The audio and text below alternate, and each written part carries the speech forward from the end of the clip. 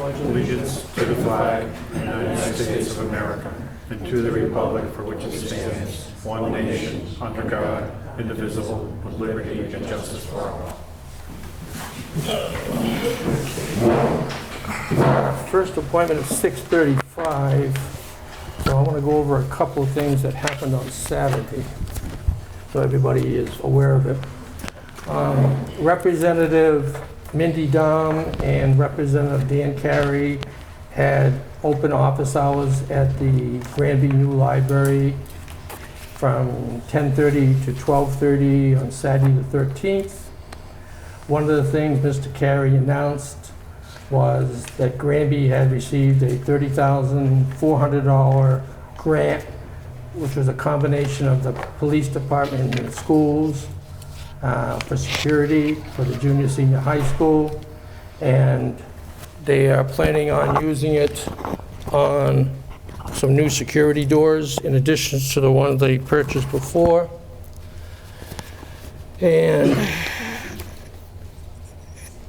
after we finished listening to the residents, which, believe it or not, most of the residents were in their jurisdiction, but not from Granby. They were from Amherst, South Hadley, and so on.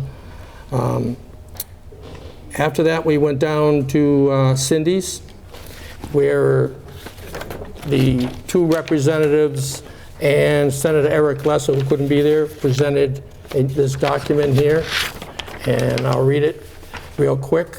It's the Commonwealth of Massachusetts, the House of Representatives. Be it hereby known to all that the Massachusetts House of Representatives offers its sincerest congratulations to Cindy's Drive-In in recognition of celebrating 25 years of serving summer smiles to the community.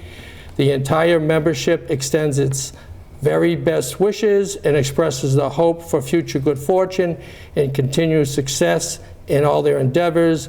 Given this, the 13th day of July 2019 at the State House, Boston, Mass. Was signed by the Speaker, Robert A. DeLeo, and it was offered by Daniel R. Carey and Eric R. Lesser and Mindy Dahm. That's our two state representatives and our state senator. And for people who don't know it, if you live north of Route 202, Cindy Dahm is your representative, and if you live south of Route 202, Representative Dan Carey is your representative. And they have the original. They just made a copy, so I could present it to everybody here that wants to see it, that hadn't had a chance to see it. And that was what has happened on Saturday. So we got 33. So let me go on. Okay. Well, we only have one more minute for our first appointment, so I can't see starting anything. Well, new. the other thing that will be real quick is that Okay. during their office hours, the Friends of Forge Pond showed up, Yes.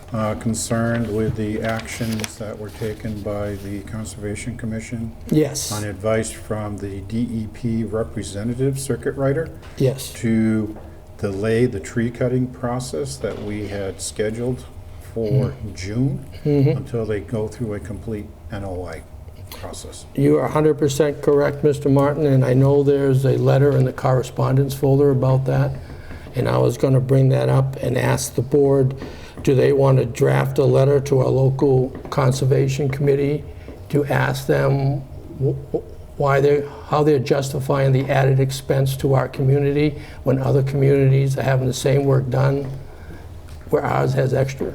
I have an email into one of the board members. Oh, so you've already taken care of I'm it? waiting for him to get back to me Okay. because I want to be able to say it to him, Okay. be it not do it through letter format. That's fine. That's fine. You're the everyday operations persons of the town. If that's the way you want to do it, fine, but I just won't bring it up when we get to the correspondence part. Okay. And with that being said, I got 6:35, and our first appointment tonight is a American Installations one-day liquor license. You want to read it? You can read it, you've got it. How you doing? Hello. Good, how are you doing? And if you please state your name and where you live. Yeah, Comfortable. yeah, Sure. Curtis Kuchar with American Installations. Okay, and basically, the name of the licensee is Suzanne Kuchar, is your mom, Yep, my mother. for American Installations of 130 College Street, South Hadley, Mass. They are looking for a one-day liquor license for July 20th, 2019, between the hours of 11 a.m. and 4 p.m. at the Dufresne Park Large Pavilion area only. The license they are requesting is for wine and malt beverages only. And basically, the restrictions are that the only alcohol allowed on the premises will be malt and/or wine. The applicant must provide a $1 million insurance policy acceptable to the town. All alcohol must be confined to the pavilion area. No alcohol is allowed to be possessed or consumed in the parking area, nor is it allowed near the playground area. No serving people under 21 years of age, no serving to intoxicated persons, no serving alcohol before 11 a.m. and after 4 p.m. on July 20th, 2019. Does the board have any questions? I don't. And you had an event here last year, there was no issues? Last 4 years. Last 4 years, so Yeah. there hasn't been? Mostly a family company party event. We bounce houses for kids and all I that. was going to ask about how many people. This one will be close to 70 to 80. Thank you. Yeah. I have no more questions. if you want to make a motion, All right. we'll go through the formal procedures. I will make the motion to approve the one-day liquor license for American Installations for July 20th, 2019, between the hours of 11 a.m. and 4 p.m. I'll second the motion. Any further discussion on the item? All in favor, say aye. Aye. Aye. Unanimous?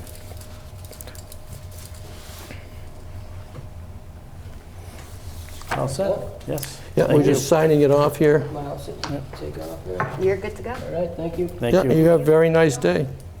Oh, good. Yeah. Well, Oh, no. Oh, thank you. Have a great night. Do you want to start with the Dufresne? what time is it? We got another minute to go before I the, think you're close enough. Go ahead, Mr. Shalhoub. okay, we'll call Mr. Joseph Salou.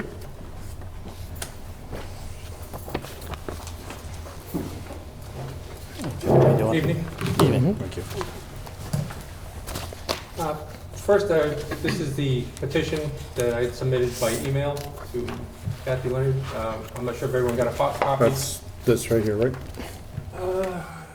There may be a cover that doesn't look. I have a cover letter here. Yeah, okay, yeah, and this also has the original signatures of the 20 residents or 20 neighbors. So that could be a formal petition copy. And everyone received a copy of that before the meeting, so I don't need to provide any additionals, okay. What's that? We got a chance to read. Had a chance to read it? Did you also have a chance to look at the videos from 2017 that I had asked as part of that process to go back and look at? I only can speak for myself, and the answer is yes, for myself. I can't speak for anybody else. Okay. I didn't see the videos. Well, you have I not? was not able to. Okay. Was it a problem with the link, or was it just you didn't get the chance Not to go? time. Okay.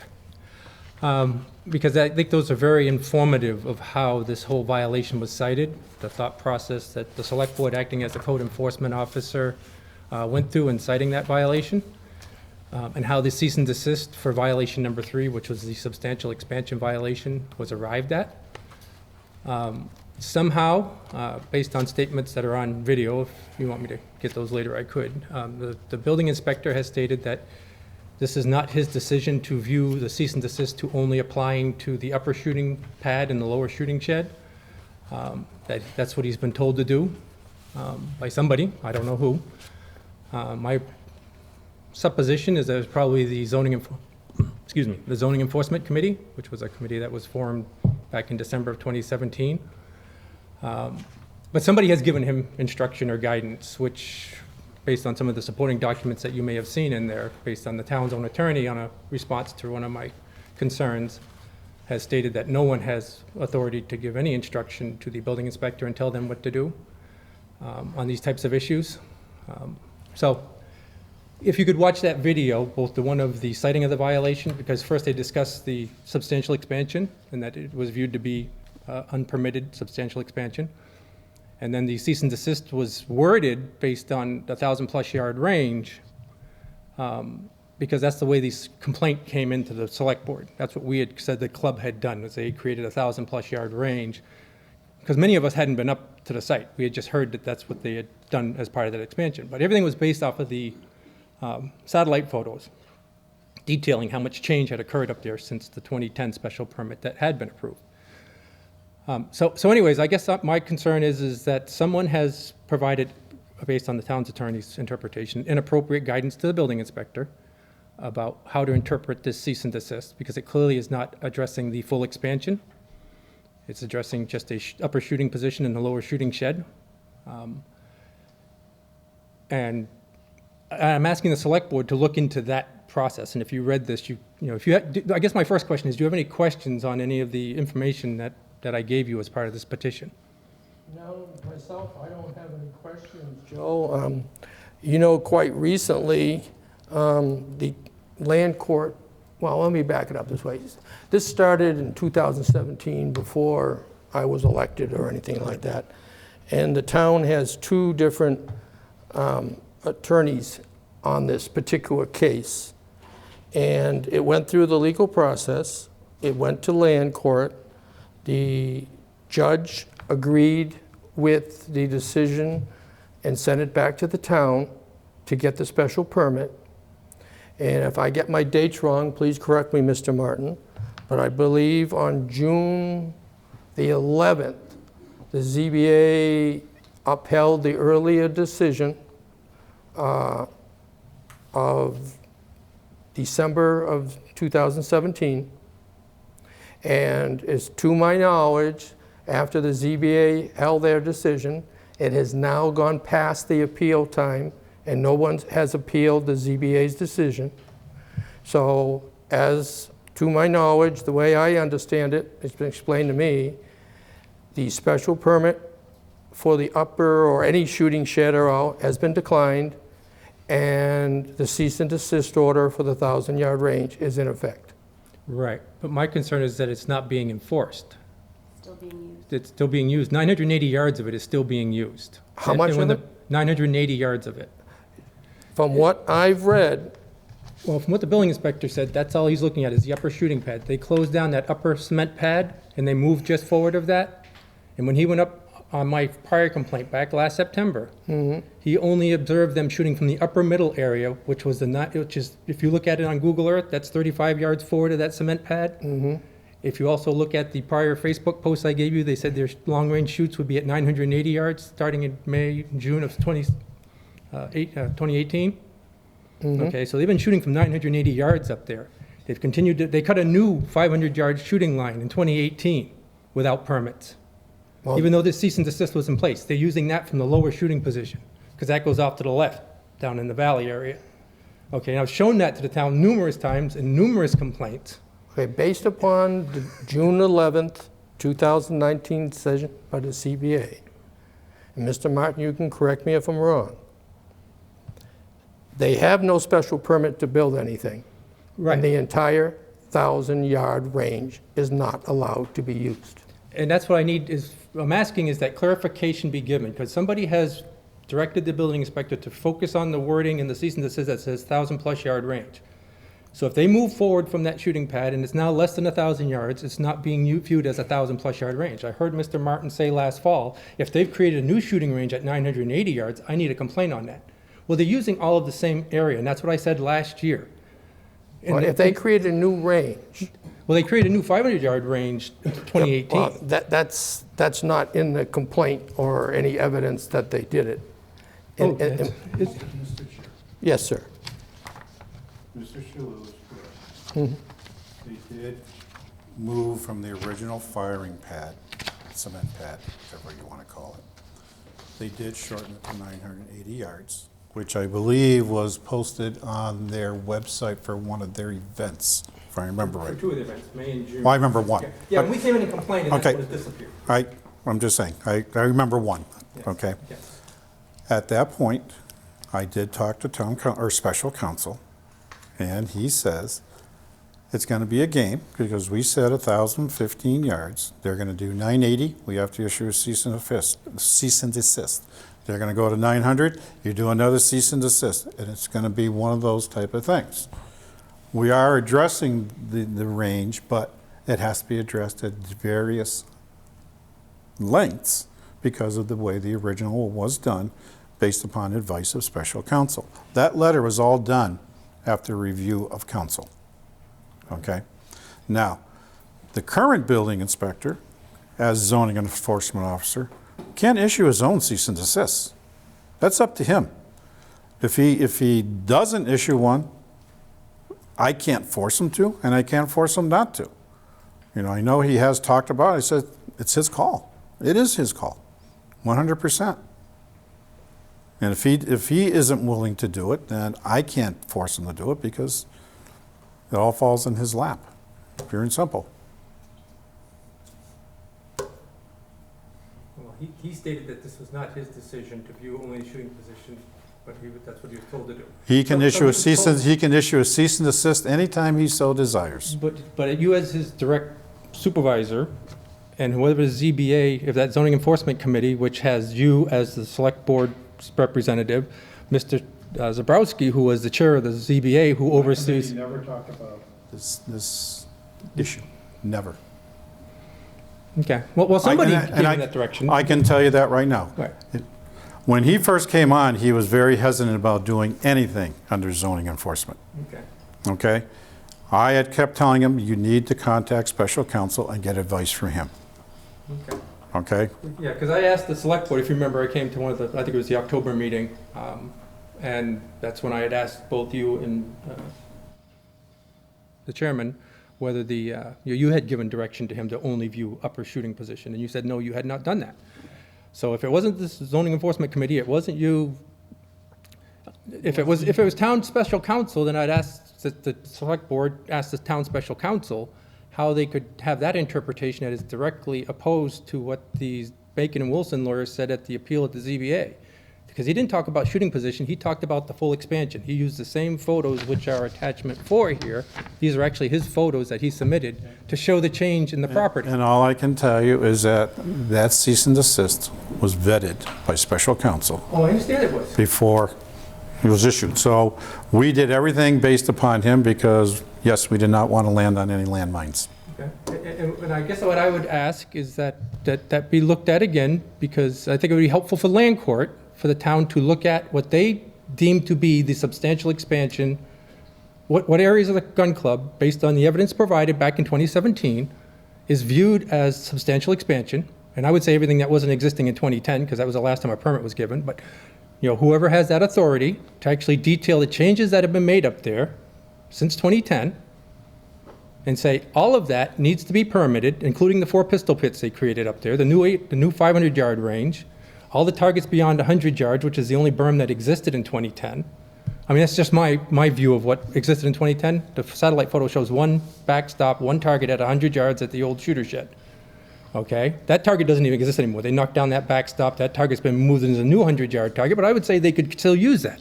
They should be allowed to use that. That's what they've always had there. But that's all that they've always had. And they should be directed to remove all the targets beyond 100 yards and to knock down the backstops and to knock down the backstops for the pistol pits until this gets through land court. And then the judge in land court would know what the town believes to be substantial expansion under 629. And what was measured under the powers test, which is what the pictures show, the lawyers, when they talked about the power test, gave the ZBA these pictures showing the changes, which is all the change since the 100-yard target that existed. And I think it would be very beneficial to land court to have that clear view from the town, and you could say, as of this date, this is there seems to be a misunderstanding of what the cease and desist covers. Because they are still doing everything they've always done up there, holding their long-range precision matches, shooting long-range. They were out there this morning shooting long-range again. Using all those things, using the target that's up against Mr. Polchlepek's property at significant risk to his safety. And the building inspector said that he couldn't deal with that because that was not part of the cease and desist. Okay, and if that's not part of the cease and desist, the furthest target out on that expanded range is not part of the cease and desist, that's just, it's unfathomable to me.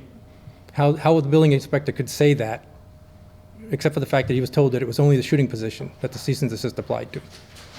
Okay? And now I know this has been through remand, and I know that, now that piece is all done, so, I know nobody wanted to make waves, and this is in remand, and that's why I waited till this all cleared the ZBA process before I brought forward this concern. But I guess that's what I'm asking, is that the select board look at how this whole decision has been made, and if it was the attorneys that told the building inspector that, and you can have a conversation with the building inspector about who told him to have that interpretation. And if it was the town council, whether it was Mr. O'Toole or Mr. Coyle, which I can't imagine Mr. Coyle, because that would be completely different than what he said at the ZBA as evidence. But get that clarified, which, because if you go to land court and say the upper shooting pad is all that you're defending under the powers test for the substantial expansion, and that's all the cease and desist applies to, you've lost. You've already wasted all of your money for legal fees. And that's not what this applied to. The first thing people cited was the violation, the substantial expansion violation, and they phrased the cease and desist order based on the wording in our complaint. It was a descriptive of the changes that were made up there. It was not meant to be a measurement, okay, or a specific shooting position. It was if you watch the video, you will see that very clearly. The whole process was done. And Mr. Sharnacki even went the full range with his arms like this when he said he was citing the violation. Not the shooting pad on the hill, the full range. Okay, so if the lawyer needs to see that video, have him watch the video. But it just doesn't make sense, where that interpretation came from, and is an insult to all the people that are here and the ones that couldn't be, that are on that petition, to have this relooked at. Because that cease and desist should apply to the substantial expansion that is in violation of the town's bylaws. And they should be asked to take down the targets and the backstops until the land court resolves that dispute. Because they say they've always used it. The town says they haven't always used it, and they should have had permits to cut down all those trees and make all those changes. So Chris, you had said that the special town council had interpreted the cease and desist order a certain way, right? Is that correct? He's the one who told us how to write it. He reviewed it. Right, so that's based on what his recommendation was. That's how it's Because it was written. vetted by him before we Right. addressed it at the meeting and officially signed it, yes. And that pretty much was consistent with what was said when the motion was made to, word the cease. And you also said, what would it cover? What would the cease and desist cover? And there was no mention about upper shooting position. Nothing in that was ever mentioned about shooting position for that violation number 3. There was nothing in the ZBA, other than the gun club saying the only thing that was changed was the upper shooting position. It also seems very strange to me that somehow the gun club only brings applications for permits for those 2 shooting positions. So, there's something's been going on behind the scenes here that I'm concerned something's been going on behind the scenes. But I know that was all in remand. There was prior negotiations with land court and everybody else. I don't think it's fair to make a statement like that without. Why do you think that? Because the coincidence of that the building inspector, and everyone initially was denying to me that was the building inspector's interpretation. And then this last April on video, he stated that this was not his decision, it was what he was told to do. If you remember, I got upset about enough that last October that I was threatening to go get my own lawyers to look into why the town wasn't enforcing this properly. That was the ZBA video. That was a ZBA video in April. Yes, when Mr. Polchlapek and myself were having our appeals heard there, and Mr. Briggs was there to speak to those concerns. And we were asking him why Mr. Polchlapek's target up against his property line would not be considered part of the cease and desist, and he said that's what he was told. He didn't like it. It's not his decision. That's what he was told to do. Okay? And so if that 1,000-yard target is not part of the cease and desist, then we got no business even having this violation in place, and you have no business having a 629 as part of your... Right. But the fact that those are the only things that were viewed as part of the cease and desist.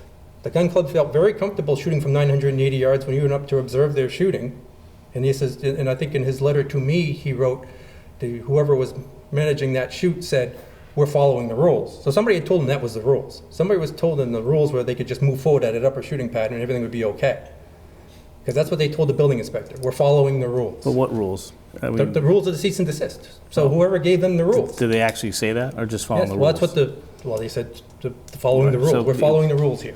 I understand that, but that could be into interpretation. We don't know what he's But I'm telling talking you, about. you asked why I had this concern. There's all this layering of things, and No, then the I- application comes in for 2 shooting sheds, and they refuse to address any of the other expansion. And the only thing that the application applies to is the 2 things the building inspector says the cease and desist applied to. No, The timing, that, no. that is a little, Right, I'm just suspicious in I'm my just mind. going back to what you said, it looks like things are happening behind the scenes, well, which yeah, I I don't... think discussions which, may have happened. It may have been between the attorneys and the gun clubs. Right. I just think some discussions have happened behind the scenes.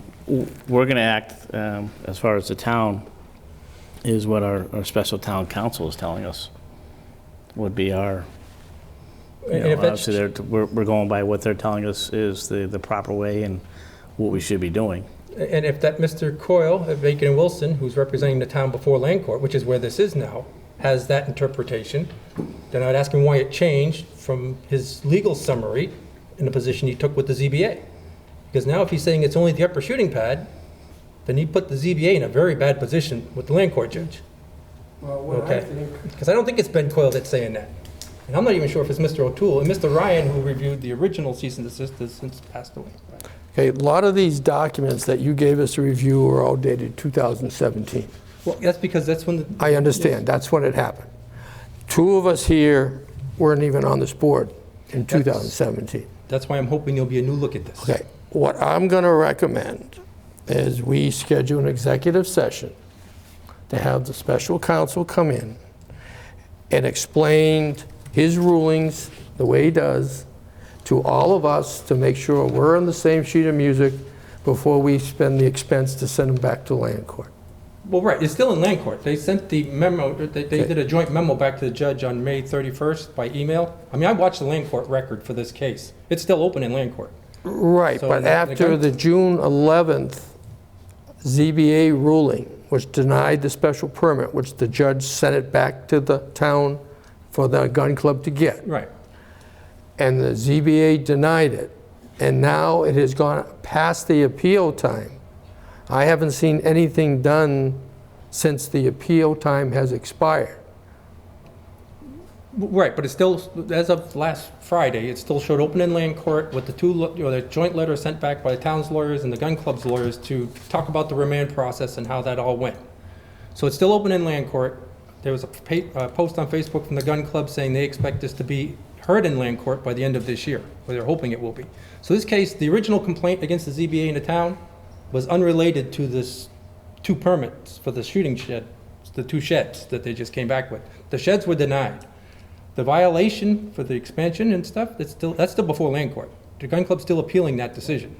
Okay, so those are still gonna be before the judge. They could have appealed this ZBA decision as well, and that would have been rolled into the land court case based on what I had read on prior postings from the judge on that website. So this is still in land court. So yes, Ben Coyle's still your representative for both the ZBA members individually and the town for that case. And I'd also asked, because I had heard at some prior meetings, statements made about, what questions should be made whether the town's going to defend this or not in land court.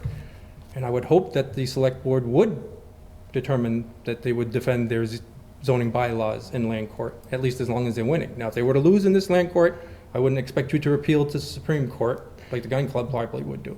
But as long as the town is winning, if you're not willing to defend your bylaws, then that tells anyone that wants to fight this town, is just say, fight them long enough, then they'll pull out of land court.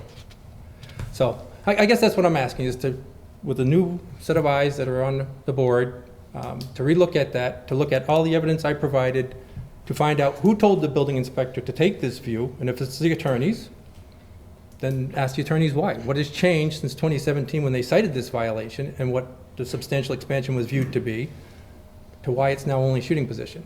And if it really is the full expansion, then you need to provide clarity to the gun club, say there's been a misunderstanding of what the cease and desist applies to. It applies to all the unpermitted expansion that you've completed since 2010. Based on our evaluation, you had 1 shooting position to 100 yards in 2010 from the old shooting shed.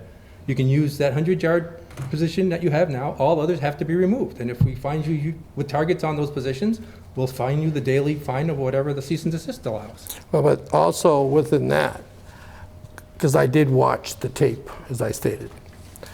The ZBA, the newest ZBA, the one Just to happen, yeah. just happened, yeah. They requested all the documentation required by the town's bylaws.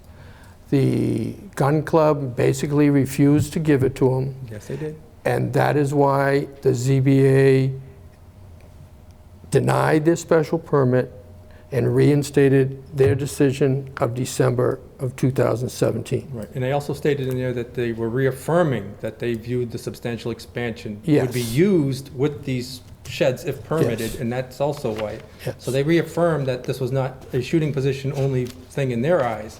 So their formal summary, I think it was on page 3, said that, yes, they still agreed that they substantially expanded without permits, and they needed permits for the full expansion, all the changes they made up there. And that's what the gun club refused to even, speak to, never mind provide documentation on. Well, as I stated, what I think we should do, and this is just my opinion, and it takes two people to make a decision here, that we should get special counsel in on an executive session, bring us up to speed on where we are today, because two of us were not here in 2017. I can read these documents and I can interpret them, but unfortunately, when you have bylaws or any documents that aren't specific and precise, and they're open to interpretation, that means they're open to lawsuits. That's why it's very important that when the state does their laws and when the town does the bylaws, they make them clear, concise, and specific. And I agree with that totally, and the cease and desist is vaguely worded, and that's why I think that if the lawyer said it is possible, I think for the judge's view, so that, I think it'd be beneficial for the land court judge to see what the town considers to be part of the substantial expansion beyond just the photos, because that's all the lawyer used for the ZBA. Now, the judge can look at those photos and see how much change occurred up there, and say the same thing that you said, or the select board said in 2017, and that the ZBA said, yes, this is a substantial change, and there is no permit for any of that, okay? So, yes, the photos themselves can say it, but if the cease and desist could articulate what sections of that range are viewed to have been changed. Because right now, I don't know if you see your attachment 3, I don't know if you got color photos. Or Yeah, I have the ones that you supplied at another Right. meeting. Based on the current interpretation, this 2 circles are the only thing that's covered by the cease and desist. This is all the expansion out here, okay? And here's the 4 pistol pits that were not there in 2010. These are the only 2 things that the building inspector You views might as wanna being under look the at cease and these. desist. You can Okay. have them. I kept them from the. I mean, that's just outrageous, and that's why the, residents here are still up in arms at the cease and desist. They're saying, how can the cease and desist not be enforced? And that's our big question. How can they continue to use everything they're using up there? Because they move from right there to this little brown spot. That's the 980 yards that they're shooting from right now. Okay, and this over here, that's the new 500-yard shooting line that they cut in 2018. Because if you went back to 2017, you wouldn't see that cut through the trees. And it's on their Facebook site that they cut that. That's number 3 of my submitted things of this petition, Jay, in case you, Okay, I just gave Okay. Jen. yeah. So and there's videos out there if you want. I can get you videos because there's on YouTube, there's a drone flyover that flies over this expansion in 2016. And the other thing I would point out, and I think I pointed out in my narrative here as well, is that the discussions about the upper shooting pad could not have occurred in 2017. Because on all the satellite photos here, the most current one is 2016. Okay, so if you go to the picture from 2016 that the lawyer gave to the ZBA, they hadn't even cleared the spot for the upper shooting pad yet. Okay, so nobody can say that they actually considered the upper shooting pad, because that actually ends up being back here where these trees are still in place. Yeah. Okay, so all the evidence that was looked at by the ZBA and the select board didn't even show that upper shooting area being cut out of the trees yet. Okay, so for somebody to now tell that building inspector that that's all that the cease and desist applies to under violation 3 is, like I said. And I would ask that, somehow something be communicated back to us on whatever. I know you can't talk about what actually may have happened in executive session, but, could you say that, this will be revisited by, you may not say what's going to happen or what your discussions were, But we need to know that something, or what's proceeding from this. Because this has been a year and a half that they've been allowed to function pretty much unrestricted up there on their And property. you said they're still shooting as of this weekend? Well, yeah, I could hear them this morning. They're out there at, about 8:15 in the morning, and you could hear the shot, and I'm behind where the shooting position is. So you hear the shot, and about a second and a half later, you hear it hit the metal target at the far end of the range. And at 3,000 feet per minute, or per second, second delay is 3,000 feet, that's 1,000 yards. Now, the wind direction and all that plays a little part, and that's why I'm saying about a second and a half. But they're shooting long range up there again. And they're, at a minimum, they're using the 500-yard range down there, which they shouldn't be using either. I mean, they cut that during the cease and desist, continued to expand. I mean, they just, thumb their nose at this town over and over again, and nobody does anything about it. So, Jay, I agree with you. I think if we meet with the special counsel, see where we are with everything in regards to that, and obviously we're going to take the direction that the special counsel is giving us as representing the town. Yeah, 'cause there's no sense paying them if we're not going to take their direction. No, and I agree with that. I mean, that's all I'm asking. And if he says it's different than what it was in 2017, I just ask that you ask him why. What's changed in his interpretation of the evidence that would make it only the upper shooting position? And then, whether you invite me back here and do it publicly or send me something in the mail that I could share with the rest of the group, but we'd just like to know that this is being addressed. And, if you say the lawyer says there's no change in our prior position on this, then we know that. And we know nothing's going to change till this goes through land court. And then even after that, if they're not going to enforce the cease and desist, even if you win in land court, and they can use 980 yards of this, and, then we've lost already. As far as the residents go, we've lost already. Okay, well, thanks, Joe. We'll take all this under advisement. We're going to Okay. schedule something, I think, do you want to do a motion, Glenn, or we just want to do? That's the original, that's got the original signatures. and That's stuff. one can you keep gave that. me, okay. Yeah, you can keep that for Okay. the record. That's got the original signatures of the 20 residents or whatever on it. So, Thank you. thank you.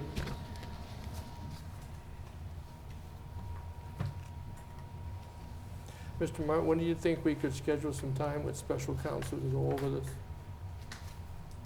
I'll check with special counsel. I know, but I didn't know if you knew, and your schedule as well. You said you wanted to do it during a board meeting. Yeah, we can do it during a board meeting. The next board I have to check his is special schedule. counsel. So I think if you check with Mr. Special Coyle, I counsel am being directed to schedule a special meeting with town council, special council. That's what I'm being told. Right. So, based upon the schedule of the board meetings and his schedule, then we will schedule something. Does it have to be the next board meeting? I think it'd be better if we did it sooner rather than later, if he can meet sooner. I mean, Then I need to know everybody's schedule Right. beforehand. I mean- I just, if we can keep it to regular scheduled meetings, I think that's the best. For some reason, if it's an issue for the special town council, then we can look at it, because then it becomes, checking everybody's schedule back and forth. So I think if we Let can, me ask you this stick to question. it. What is the earliest that people can meet on a board meeting day? I'm free all day. We can do it, like I said, Glenn, if you're available at 4, we can try and schedule it for 4. We can try and schedule it for 5. So in other words, earlier on our special, on our You regular. have a special I'm meeting fine. of just to deal with that only, Yeah, and then you that's have your fine. regular meeting Yeah. afterwards. I would say, 5 o'clock works for me. So we're talking 5 o'clock on 5 August. Going to try. Jay? Going to try. Jay? I said you're going to try. Jay? You're going to try. I will try anywhere between 5 and 6 to try and get him here, okay? Okay. I'm just looking at my calendar to see what I have, so that's all I'm doing.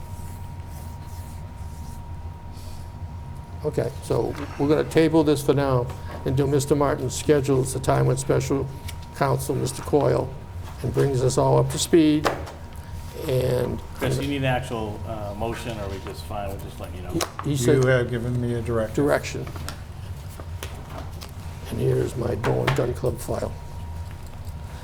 Now, okay. With that, okay, yep. Now, before I move forward, we have no more appointments. So I see that we have Anthony and Cindy Maloney in the audience. Did you want to say? I just wanted to thank everybody Oh, come on up. everybody that's Oh, have a seat. Put yourself on G-cam. You want to pass that down to them, Glenn? Well, hopefully they saw it. Oh, they have the original. Cynthia Maloney, Cynthia Scriven. Well, I wanted to thank everybody that made it possible for us to do a 25-year run, grow for the last 25 years. And my husband has laryngitis from talking to everybody at the party Saturday. So that's all we were here for, is just to thank everybody that's supported us and made it all possible in the town. That's it. I have one goal that we finish by no later than 8:30, so I can get to your place before you close at 9. Okay. Very That's good. my goal. All right, well, thank you all. Oh, thank you. I mean, it's been a Thank great you. business for many years. Yeah, thank you. Okay, Anthony. Yep. Okay, Cindy. It's good seeing you on Saturday.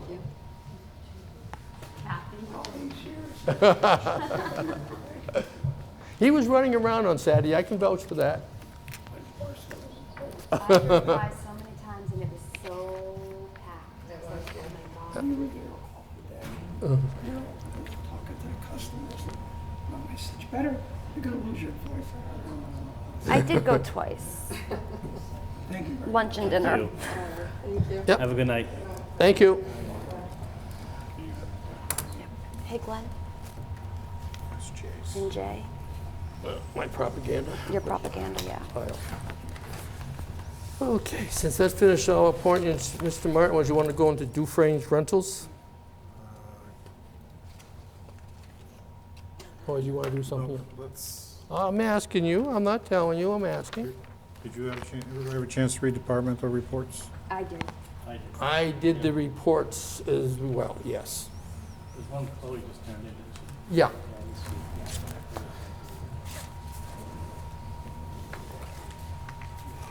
has to go back in.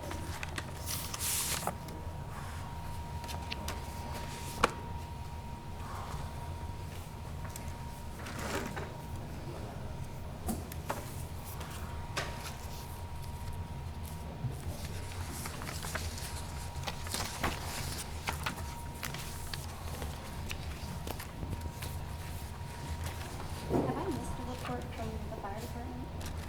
I'd have to look at the dates. I haven't seen one Because since sometimes mid-June. They're dated for a 2-week period, sometimes they're dated for a 1-week period, because we normally don't meet for 2 weeks, so sometimes they do it that way. You know, I was looking back because I don't believe I've seen one since June.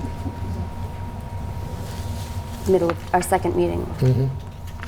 I just didn't know if I missed one. What was the date of the last one? I don't have it with me. okay. I have it in my email. I'll check with them.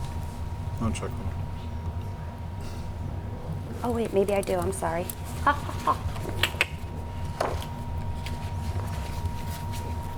Yeah, the last one I have is June period, June 1 to June 15th. So he's one select board meeting behind. One meeting behind. I just didn't know if I had missed one. I'll make a motion that we accept departmental reports. I'll second your motion, Glenn. Any more discussion about the department reports? Hearing no objection, how many in favor? Aye. Aye. Aye. Passed unanimously. I'm going to pass that back to Mr. Martin. There you go, Mr. Martin.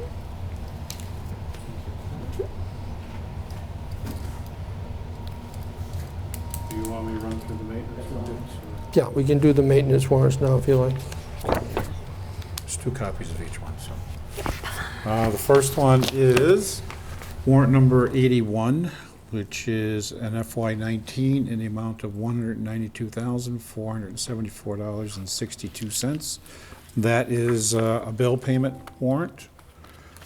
Warrant number 82 is an FY19 bill payment warrant also.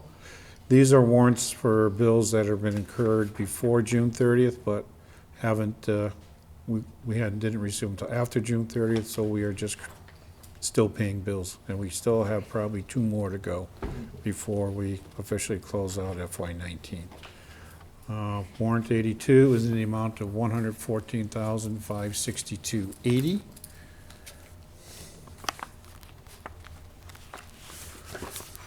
Then I have warrant number 3, or I'm sorry, warrant number 2, in the amount of $322,044.43.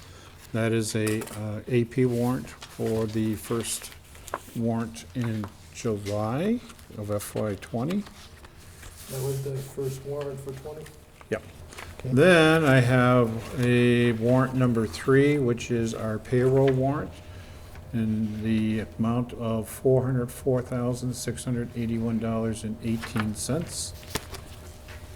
That's for the period ending July 6th, 2019. And then I have warrant number 4, which is the maintenance warrant that goes along with the payroll warrant, in the amount of $77,685.38.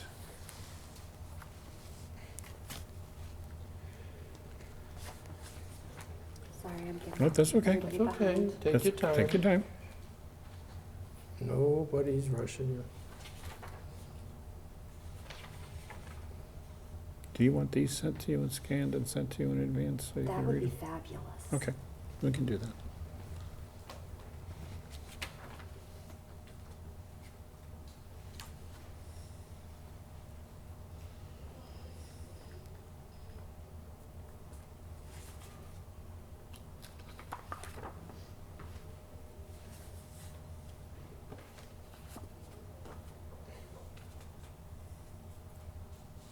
That's the payroll warrant. Oh, fun, fun. Yeah.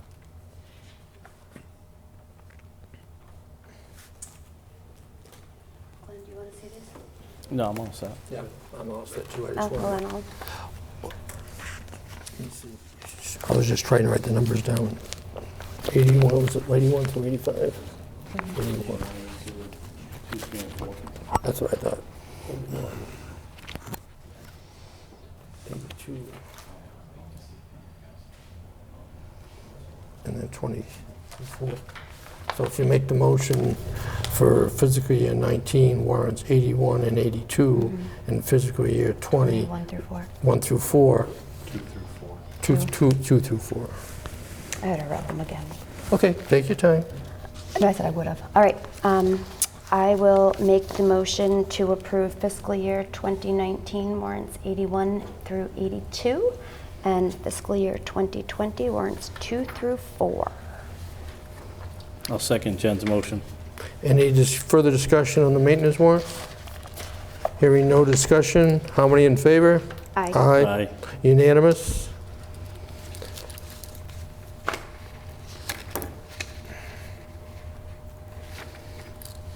I'll just start sending them down.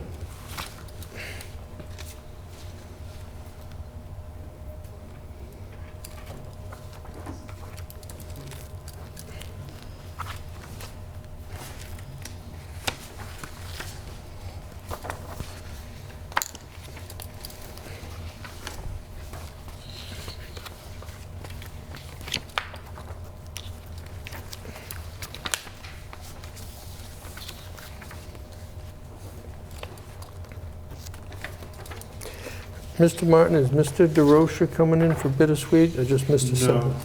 Okay, Trying to find his letter, because I want to address that next. okay, well, that's why I was asking, because I see him sitting there. Yep. And I know there was no time on the agenda, so I didn't know what arrangements have been That way you made. can go home early, hopefully, semi-early. Okay.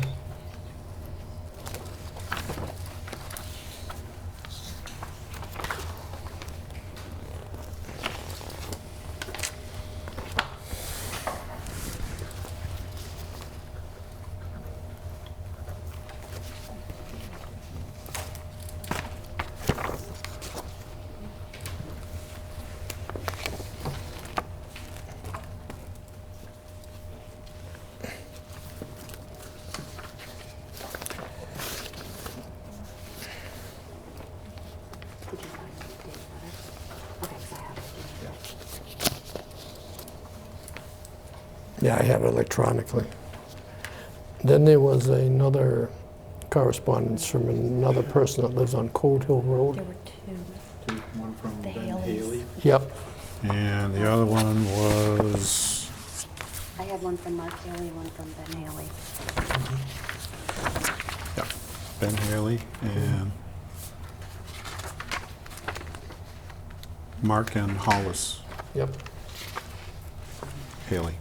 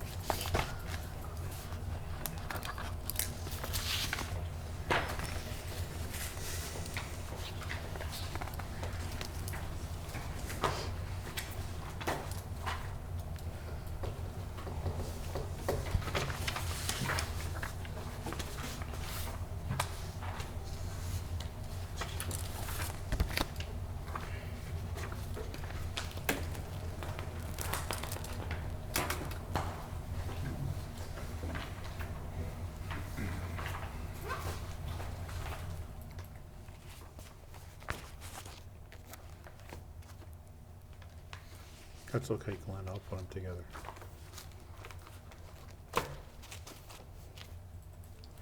Thank you.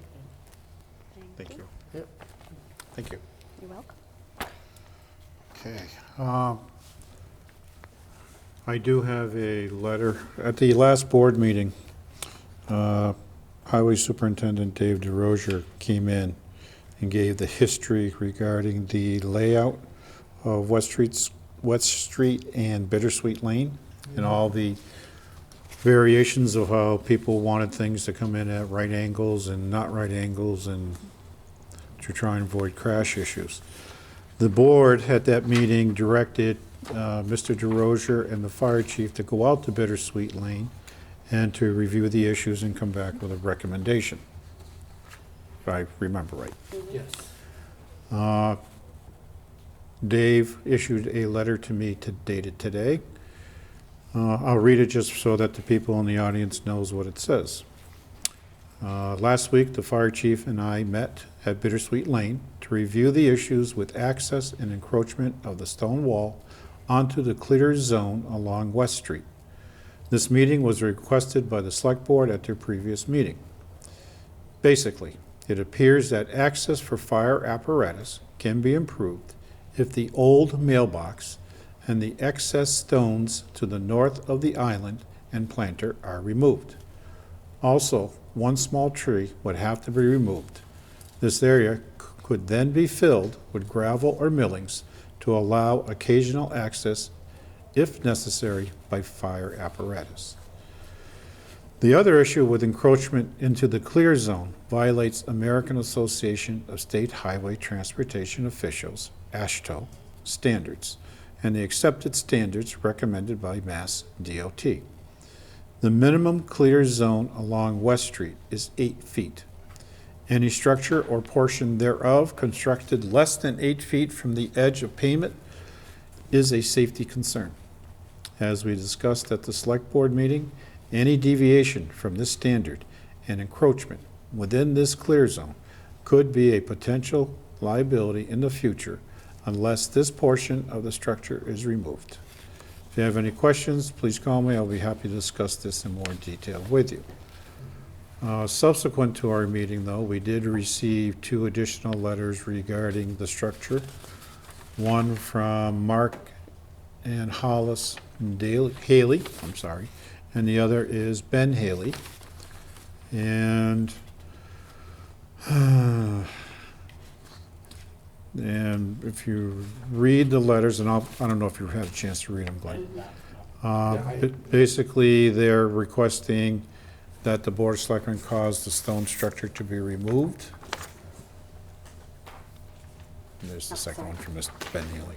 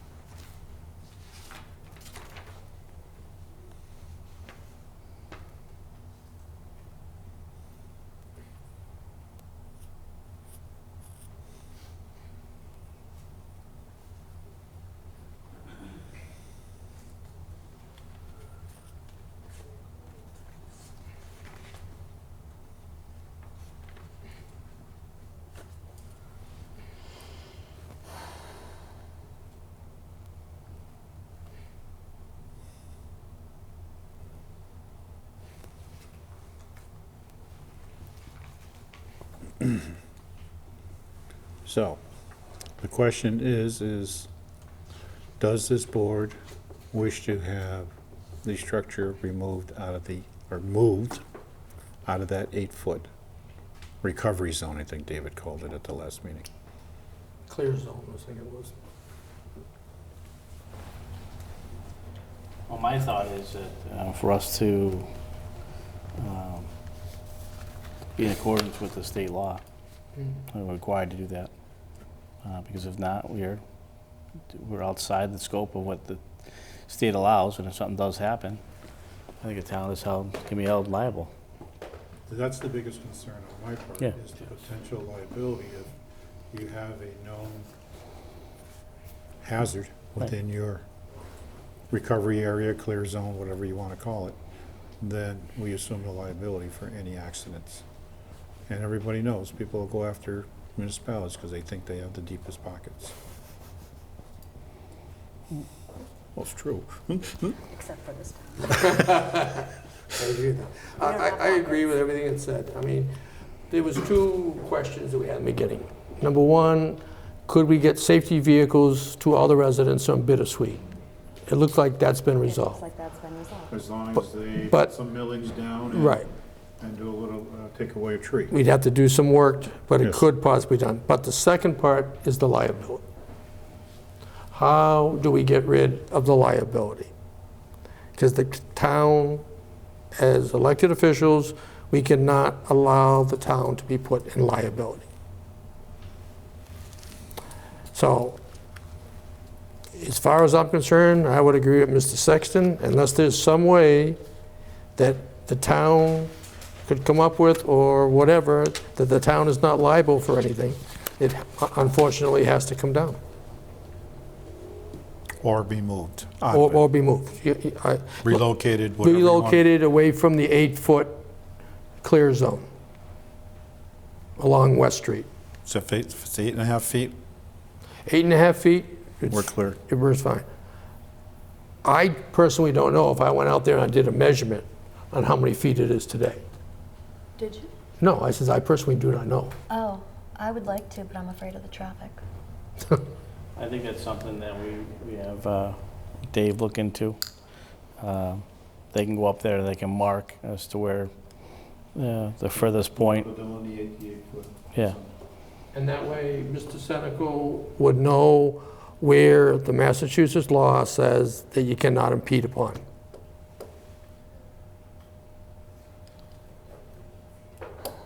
And then he can make his own decision, what he wants to do from that, knowing the town is going to issue an order to move it out of the 8-foot clear zone. It's 4 feet right now. Is it 4 feet right now? Okay. It's 4 feet off the clear zone? 4 Or feet from the into, road. I'm sorry, into the clear zone? It's 4 feet from the road. It's So- 4 feet from the road. In order to make it, it would have to go 4.5 feet back. That's almost half that structure. Mm-hmm. I'm torn. Sure. Go on up and have a seat. I'm at a disadvantage. I don't know the two letters and what was written to recommend that it be torn down, so I don't know what information you have. The other residents basically said if it's a liability to the town, it should be removed. The biggest letter for you is the 8-foot clear zone. Okay. I have pictures here of 6 residences on Cold Hill that have stone walls that are right on the road. They're less than 6 inches, 6 residences. The speed zone on Cold Hill is 30 miles an hour. The speed zone in front of my house is 25. The wall in front of my house is at the end of a curve. It's not on the curve, it's at the end of a curve. If you drive through that curve, if you didn't turn already, you hit the woods, you didn't hit the wall. I'd like to know why my wall is more a safety issue than the 6 residences with stones on the road on Cold Hill with a faster speed limit. You can have these.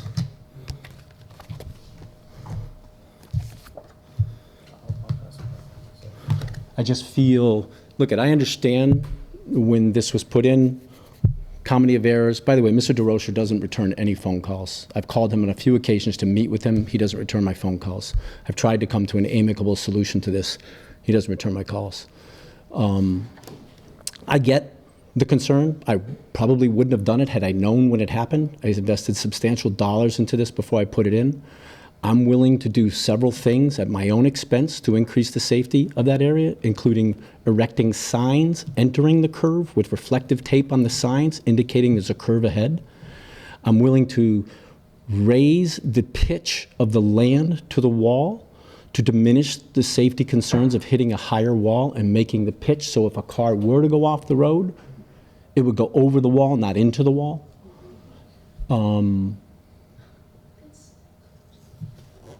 But I'm perplexed why this is an issue more than any of those other walls that I just handed out to you are an issue. So I get the whole liability issue. I get documenting and covering the board's responsibility. I get all that. You just want to be treated equal. I'm sorry? You just want to be treated equal. Exactly. And to be honest, I had my attorney, Mike Siddell, send communication to Dave DeRocher when we were doing the road, and I'll clarify, if there's any town issues with us doing the road. Dave DeRocher, and the letter was sent with a negative confirmation indicating, if you disagree, please respond, but we're going to do this to the road. In fairness, we didn't say we were doing the wall, but we sent an information email saying, do you have any objection to us doing the road? He said, absolutely not, it's your expense. Fine. I didn't put in there the wall. When I hired a contractor to build the wall, the contractor indicated these 6 houses on Cold Hill shouldn't be an issue. I actually asked him to move it back farther just out of concern because those other ones were right on the road. I personally didn't think that that was safe. So I put it in with that bit of ignorance, not knowing that that space was technically, and actually I think the last meeting you guys were going to find out who owned that land going down Bittersweet Lane. You indicated you were going to let me know in a letter. I'd be curious what your research found. You went to the town, right?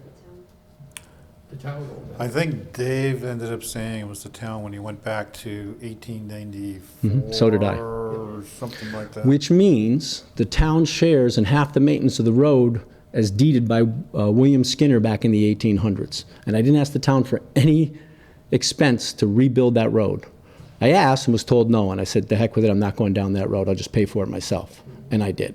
If your research indicates that the town owns half the road, then the town should share in half the expense of the road. Well, I don't know if the town owns half the road. They own, I think, the first 100 feet of it. I know the property we were looking at as far as for the access to the Bittersweet houses, Yep. the town does own that land. Yeah. I cannot say about the Yeah, I thought it road was at the all. first 100 feet once you enter Bittersweet on the right-hand side, up to the telephone pole. That was my understanding. Irrespective, I think that's out of the equation of what I'm asking for.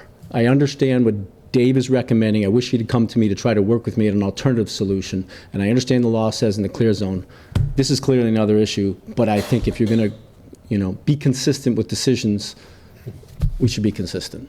And if there's any way to rectify the safety issue with Dave, to diminish it by doing what I suggested, I'd appreciate that. Well, what I'm thinking personally is that we should give these to Mr. Martin, a set, and have Dave do an evaluation of these 6. The problem is, those may be pre-existing. I know. When we even started working here, for all I know. I understand it, but then Doesn't mean it's not a safety issue. I'm not saying that, but you can have what's called a pre-existing I non-conformance. understand. that's Understand. our problem, is that we weren't here when those decisions were made. That's part of our problem. He's dealing with issues that are under his purview while he's sitting in the seat. That's all. And I agree with you, yeah. Looks like it's being arbitrary and capricious. I do understand that. Does the board, let me ask the question of the board.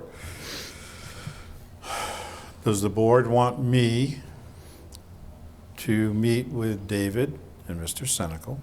That way we know it'll occur, to try and address the situation. I have no problem with that. No, I would hope there can be, if you will, a happy medium somewhere so we can make it work. Obviously, we're on one side where we're being told something by state law, but also it is, it's a nice piece that you've done up there without a doubt. There's no doubt about that, but maybe we can look at it, the 3 of you, and look at if there's other options Bring them back to us. that can meet both sides. and, you know, try to rectify this. But obviously, there's steps that the town needs to ensure for liability. Regardless how you look at it, that's reality, I understand. you know? I'm looking at a couple things, and maybe it's a question for Dave. I'm looking basically at his paragraph, violates American Association of State Highway Transport AASHTO standards and the accepted standards recommended by Mass DOT. So there's a big difference between recommended and mandated. I do agree that there needs to be some form of safety and liability mitigation. And I think that's the biggest issue here is the liability mitigation. How can we do that? Now, are these standards recommendations or are they mandates? That's what I don't know the answer to. AASHTO are standards. Correct. Mass DOT cannot tell us what to do. They can only recommend what we Correct. can do, or should do. But there are standards that need to be met. Mass DOT has a set of standards, Right. but they can't enforce them on us Right. unless it's a state road. Right. Okay?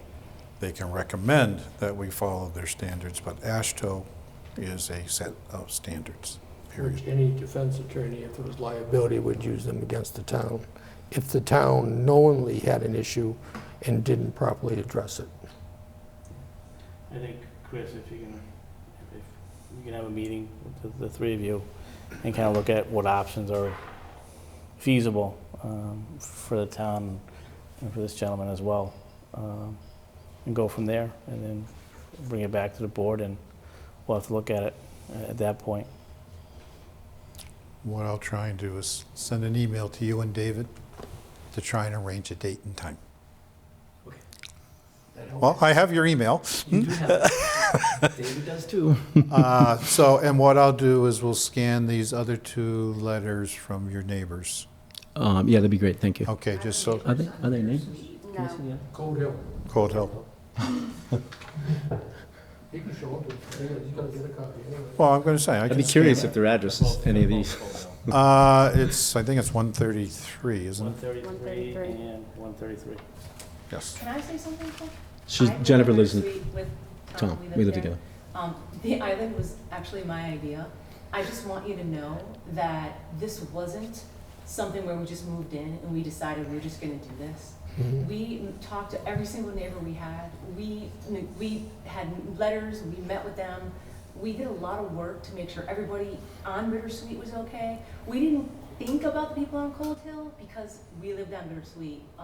But we did a lot of work. We didn't just move in and just decide to do this against, the town. We would never do that. We don't want to. We want to be friends with everybody. Yeah, It just feels like. and we're trying to treat everybody equal and equitable, the That'd be same, good, John. in accordance with the laws Yep. that we have to follow. I understand. All Okay, right, so we'll scan those, get those to you. thank you. And in that same email, I'll send it to Dave, or include Dave in trying to arrange a date and time. Okay? I was gonna ask what tree he was referring to in his letter, but we can We talk we when we're can. out there. I'd rather be there and have him say, That's exactly You what I can, was, you can point. because I was out there tonight looking at him, what tree is he talking about? So, and what you can call a small tree versus a mid tree versus a large tree. we'll see. Okay? So, Thank you for your consideration. Yeah, I'm Mark Bailey. I sent the letter. Come on up and have a seat. Besides the issue of the clear zone and what's legal, what's not, isn't there a point that it was built on town property? Isn't that an issue? Can anybody just go and put something on a town property and, well, that's what we're discussing now, part of the reason. And also, as Mr. Senecal pointed out, there's other houses along Cold Hill that have built on our right-of-way also, on our town property. Because we have that right-of-way along Cold Hill, and there's structures within 6 feet of the pavement from other houses too. so it's okay to, No, we're not saying that. As I said, those structures were here before I was here. I never was involved in whether or not they could keep them there or not. I can't go in and start telling everybody something that's been there for maybe 10, 15 years. Well, I've been here 15 years, so it's gonna be longer than 15, 20 years or so, that you now have to take it out. Because then I think there'd be an even bigger fight at that point. That's all I'm saying. It's just that we are trying to protect the town rights under our watch. Under someone else's watch, I can't answer for that. Okay.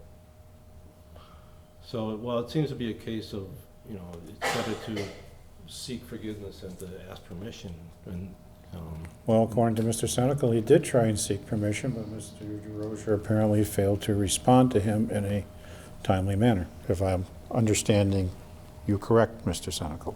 I couldn't hear some of what you said. That you did try and get permission or have everything done before you constructed it, however, responses were not given to you in a timely manner. Yes, I sent emails to, I talked to the town clerk, I emailed Dave DeRozier, I talked to the postmaster. It was not an example of do what you want and beg for forgiveness later. I hate that saying. If I had not reached out to any of those people, I might agree with you. But I reached out to 3, 4 town officials before I did anything on the road, reached out to 6 neighbors, and talked to all of them before I did a thing. Who And were then the I other paid town officials besides Mr. DeRosa? Kathy Regan. Town clerk, he said he went and saw the town clerk. I didn't hear that part. I think, I just think where we are right now is kind of what we talked about, having a meeting and kind of go from there. Let's see. It'll be a civil meeting, okay. Hope so. We'll just try to, you know, see what's the best interest for the town as well as residents. I mean, that's what we gotta look at and go from there. okay, thank you. Thank you. Anything else you want to add, or you? I don't think so. I think it's a letter self-explanatory. Yeah. The issues we had. Yeah. Basically, he said that if it occurs the town any liability, it should be removed, and the town shouldn't have to pay for the liability. Yeah, well, that's one point, Yeah. yeah. Okay. Thank you. Yeah. Okay, that takes care of bittersweet.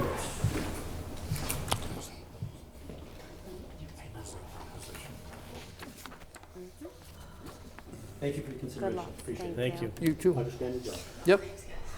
Yeah, have a good night. Do you want to, anything specific you want to do now, or just want me to pick something?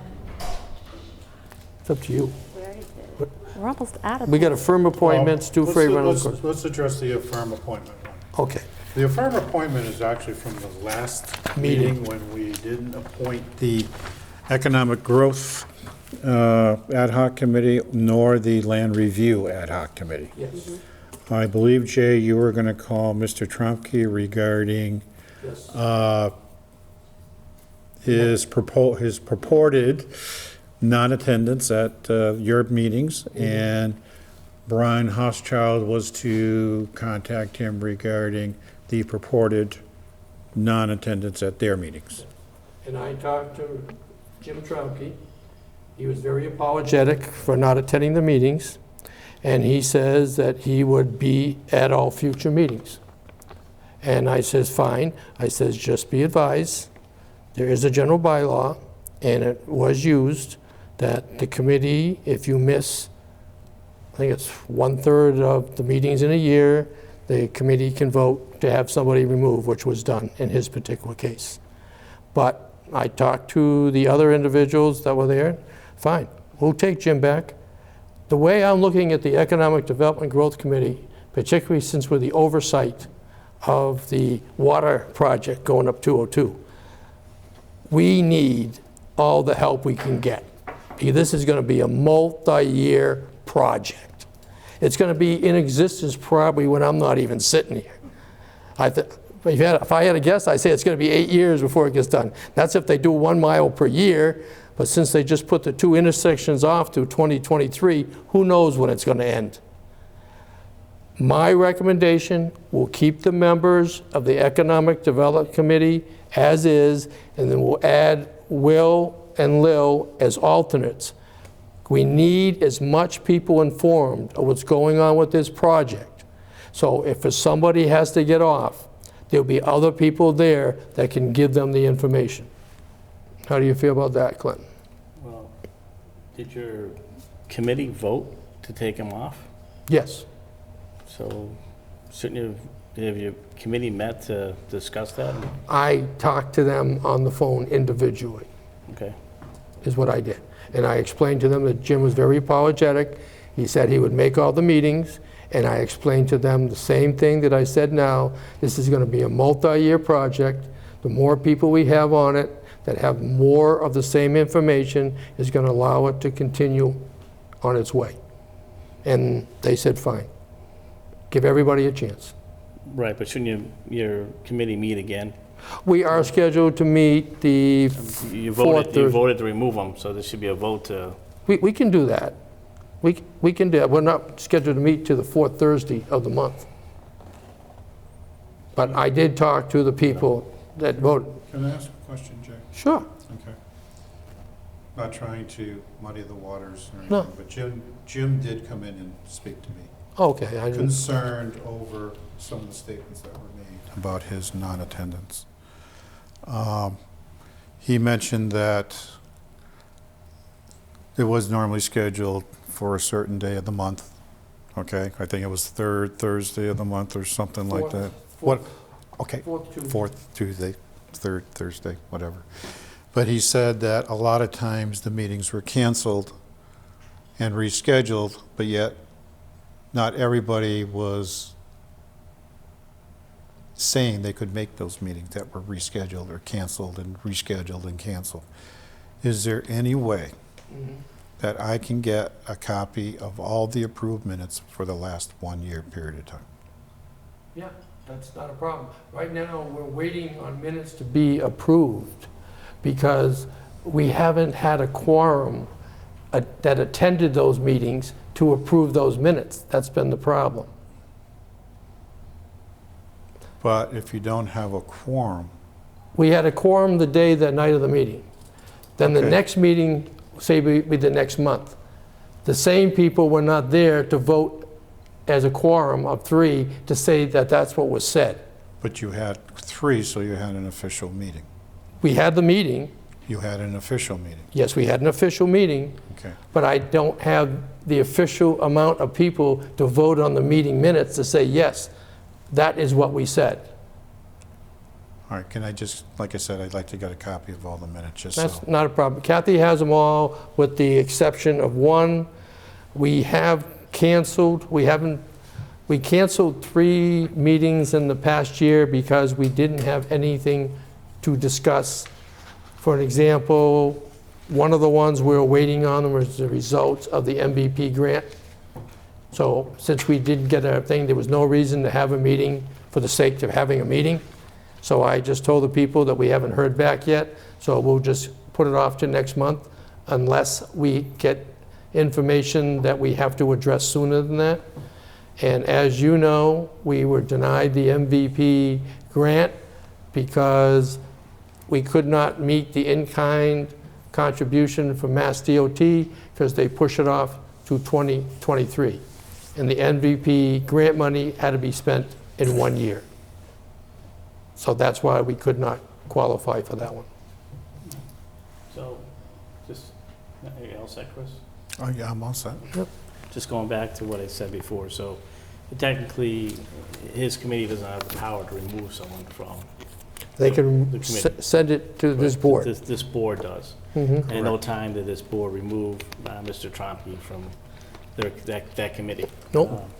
So at this time, I would ask the board that we confirm Mr. Trompe's appointment to that said committee. I would like to confirm Mr. Tromke and all the other members that were on last year to that committee and add 2 alternates, being Will and Lil, for the reasons I've already stated. Okay. Their full names? Lil Camus, and- Walmart Lewis Yep. and Lillian Camus. I know, I just want to know, so we have a record of their full names, that's all. okay. You gonna second that? I'll second that. You're gonna second? Any further discussion on the Economic Development Committee members? Hearing none, how many approve? Aye. Okay, that one's passed. Now we're going to move on to the Land Use Committee, Land Review Committee. Land Review Committee, okay.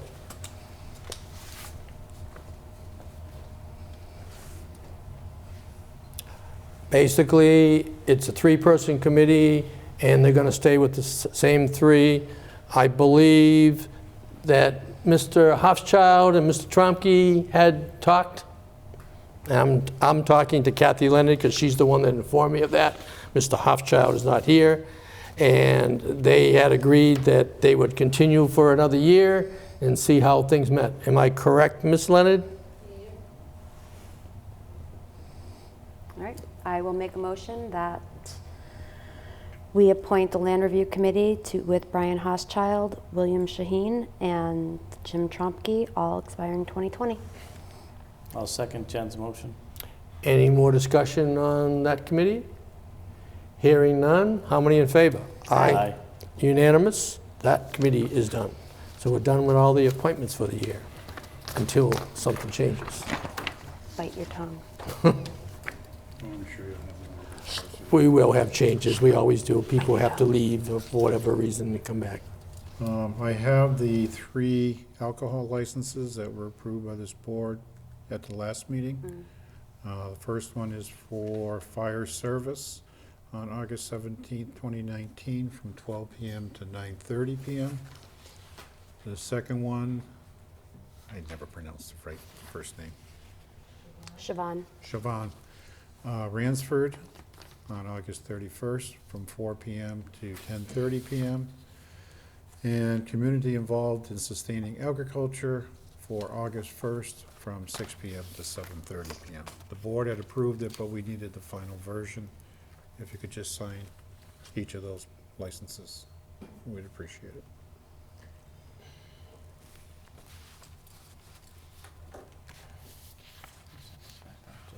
Okay. Want to send these back to Chris? Send them back to you, Chris. Thank you. No problem. Let's do them too, that's the actual. I guess this is the original, which is back to Chris. Yep, the original back. Thank you.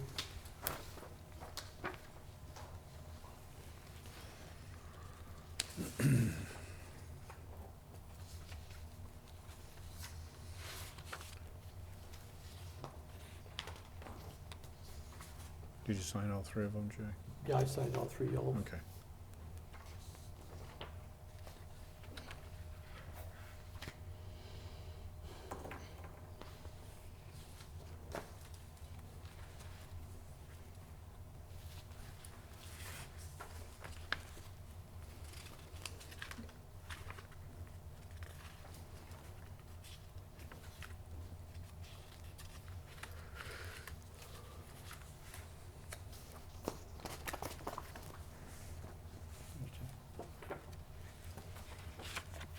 Thank you. You're welcome.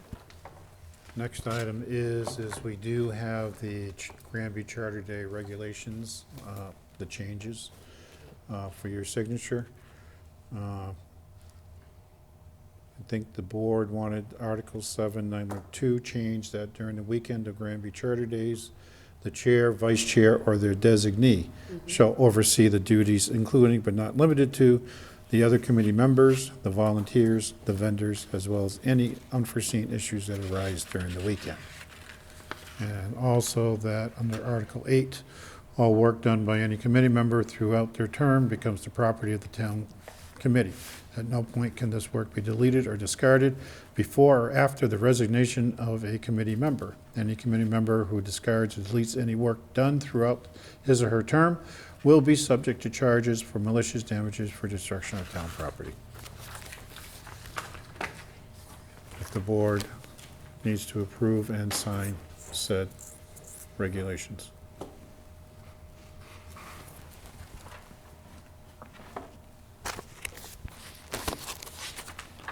Okay, I will make a motion that we approve the Granby Charter Days Regulations 2020. I'll second Jen's motion. Any further discussion on the Charter Day regulation modifications? Hearing none, how many in favor? Aye. Aye. It's unanimous. Let it go.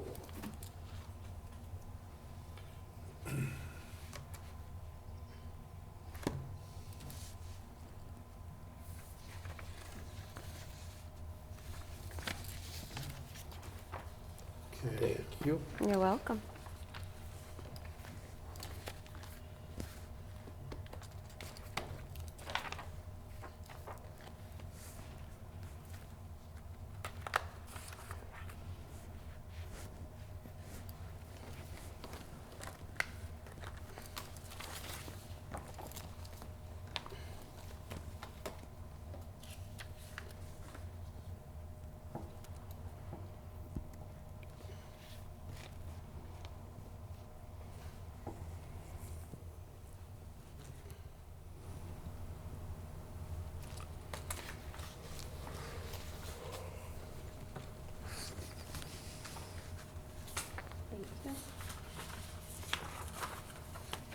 Thank you.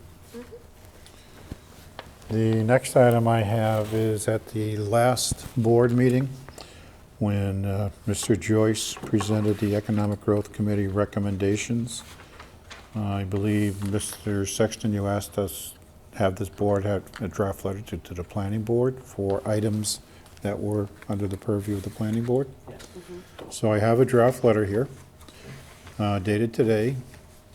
Dear planning board members, at the last select board meeting on July 1st, 2019, Mr. Joyce presented a memo from the Granby Economic Development and Growth Committee outlining recommendations for the select board to consider. Two of the items in the memo related to potential actions under the purview of the planning board. The two items are as follows. 1, to consider extending industrial number 1 park zoning. To extend industrial park number 1 to the South Hadley line along New Ludlow Road, since the Westover Airport is now open 24/7. This could lead to an additional revenue source for the town. Number 2, to update the Granby master plan as required. The town recently conducted a municipal vulnerability preparedness study. The committee is asking that the results of the study be reviewed and incorporated into the current master plan.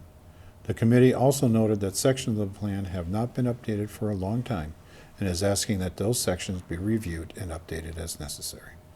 Please review these two items and let the board know as soon as possible the planning board's proposed action on them.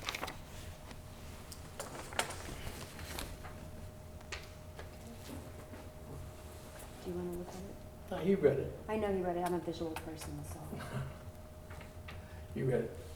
Not that I don't trust you, Chris. No, I just- that's quite all right. visual. I'll make sure it's in the same letter I see next week. You can take the camera out and take a picture of it. Just for that, we're going to change all the words. We're going to change one little word. Yeah, That's it. from addition to all, right? Where's Waldo?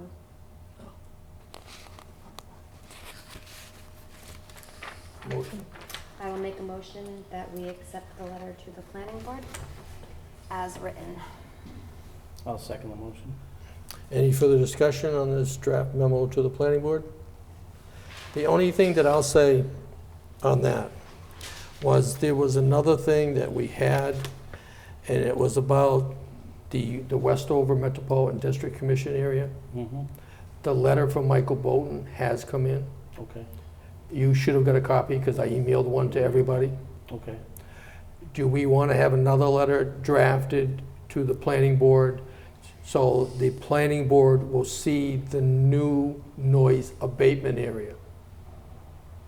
So that way, because it's zoned strictly residential out there.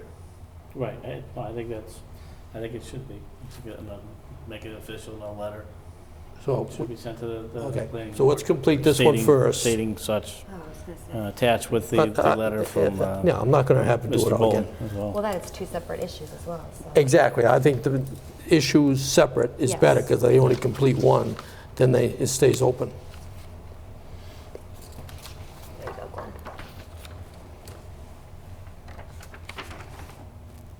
So, Mr. Martin, can you draft another Did we letter? vote on this? I thought we Yeah. did. I thought we did. I made the motion, you seconded it. Didn't Yeah, you but call we- for the vote? I don't think you called for a vote. Oh, No, yeah, because he went into his third It was term. discussion. okay. Any further discussion on this letter to the planning board? No. No. Hearing none, how many approve? Aye. Aye. I'm just gonna, Unanimously. I'm gonna abstain because it's going to the planning board. Oh, okay. I'm the chair of the planning board. Okay. Okay. I like to tell myself what to do. Okay, with that being said, we have the letter from Michael Bolton in now with the new noise abatement area as defined by the federal government. We can send another, have Mr. Martin draft another letter to the planning board and use Michael Bolton's letter as an attachment so the planning board knows that the area over there in question cannot be used for residential use, according to Mr. Bolton's letter.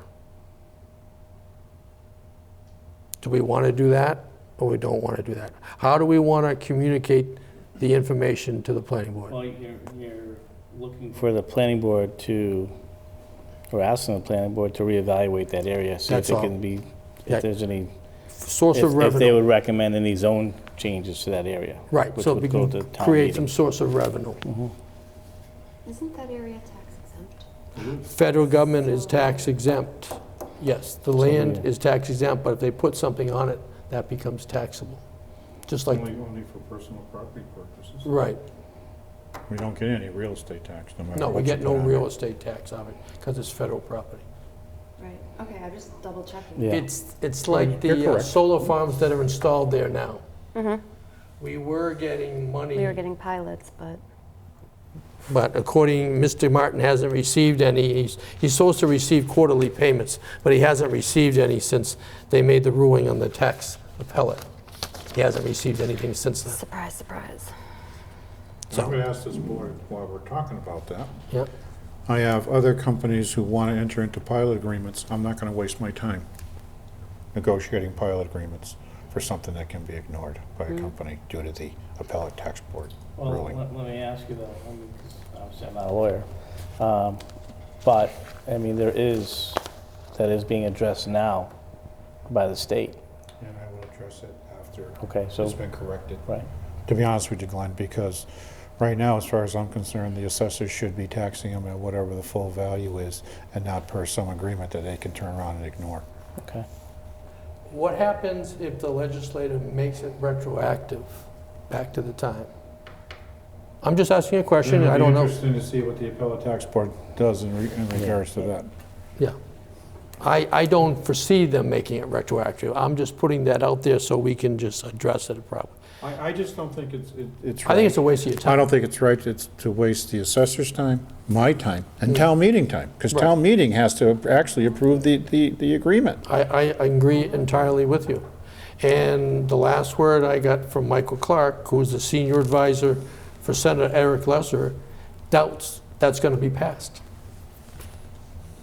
They're going to leave them tax exempt. Okay, so Because the my, state wants to remain number one in renewable energy.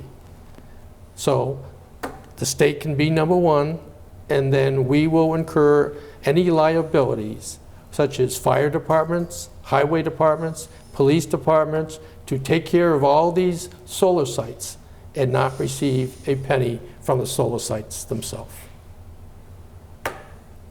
Unless something changes in Boston. Well, it's being addressed, so we'll see what the outcome is when the outcome comes. so. All right, so, Are we going back to? Well, if we're not going to do it for the solar farms, then why have him, why even do the letter?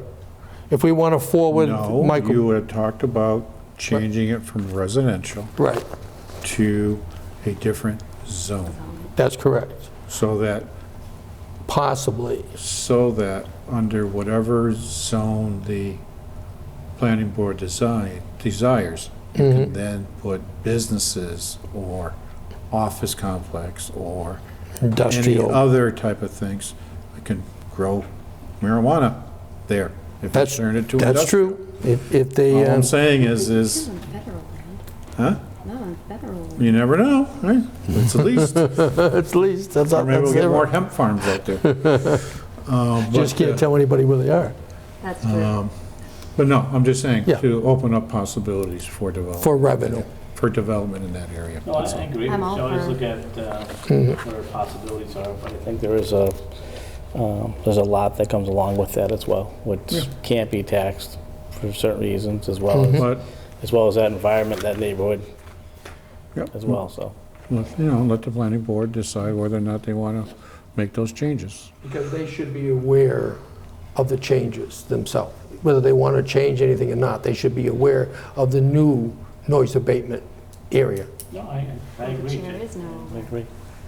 Excuse me? nothing. Oh, okay. I must have missed that. You did.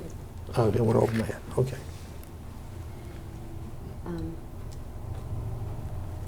All right, so I, We're directing Mr. Martin, so he Yeah. says he doesn't need a oh motion. yeah, you don't need a motion if we're directing you. That's You're right. telling me to do a draft letter that you'll approve at the next meeting.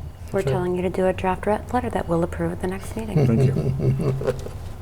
Well, we don't know if we'll approve it next week. No, We'll look at it. we'll look at it. I'll approve it. Means money, right? Anything that will bring money into this town. So. Are you all set, Jay? Yep, I'm just going through keeping track of my notes here and what we asked for last time. There's one more letter you were going to draft? For what? Oh, to the general. The general bylaw Bylaw. about the snow removal? That I will draft after we proceed forward with the current bylaws. Fine. The bylaw committee themselves says we can't keep adding things on as people keep going. We sent a certain set to the AG's office for pre-approval. We want to continue with that. Once that goes through the town meeting process, then we'll address other potential bylaw changes. Okay, that's fine. We just Fair enough. don't want it to fall through the cracks. Well, I don't want it to be sent there and then fall through the cracks on the committee end. Yeah, just with the understanding that we know that the sidewalks will be built from South Hadley to High Street in the spring of 2020. So that means the winter of 2020, it has to be addressed by then. We have time. Just making sure, because we got to go through the whole process. Just once I'd like us to be proactive, not reactive. Right, because otherwise, because it's got to go to the Attorney General and get approved and all that stuff like that. Well, we have over a year. I mean, as Chris just stated, he does want to, I they're understand. recommending that we don't keep on adding things to it, so we got to respect what they're, I saying. understand. I just don't want it to fall through the cracks that we forgot it, that's all. Do we know if all the easements have been purchased along 202 yet? That's another thing. If they haven't purchased all the, they haven't approached me with any easement documents to give it to them. You said they're usually going to take your land away. No, they don't have to pay me for it. Oh, okay, Everybody else they have to pay for, but me, they don't. okay.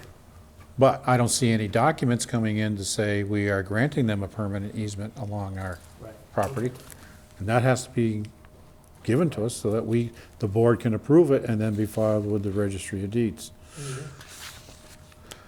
I have two frame rentals. First one already occurred because it came in just after the last board meeting. The Empire State Dog Club. They had a dog show on July 13th, arriving at 7:30 a.m., departing at 7 p.m. There was no liquor authorized. It was signed off by the chief of police. For the parking lot area, open field, wooded areas on either side of the open field and pavilion. Is there anything stated to them they have to get it in a more timely fashion? I think what it was, they had another place in mind. However, that place fell through, so they asked us, and it was available. It was for something, because they had more dogs entered than the place they were gonna have. Could accommodate. So we were being nice. We were generating revenue, Jim. We were also being nice. The next one is a GAA softball season pizza party on July 17th, arriving 6 p.m., departing 7:30 p.m. No liquor, number of people is 50, and this is for Pavilion Number 1 on the Taylor Street side near the play structure.